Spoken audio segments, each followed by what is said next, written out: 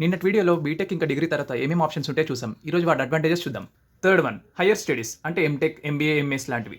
దీంట్లో ఉన్న అడ్వాంటేజ్ ఏంటంటే first one specialisation.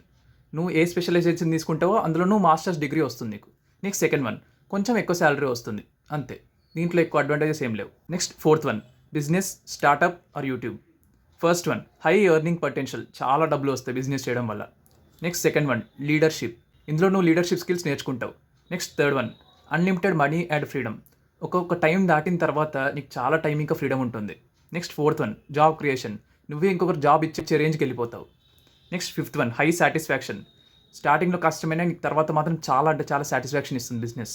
Next sixth one multiple income streams, ఒక్క ఇన్కమ్ నుంచి నువ్వు ఇంకో ఇన్కమ్ జనరేట్ చేయడం, మల్టిపుల్ ఇన్కమ్ స్ట్రీమ్స్, బిజినెస్ చేయడం వల్ల నీకు చాలా వస్తాయి అలాంటివి. Next seventh one dreams into reality, నువ్వు ఏవైతే కలలు కన్నావో అవి నిజం అవుతాయి.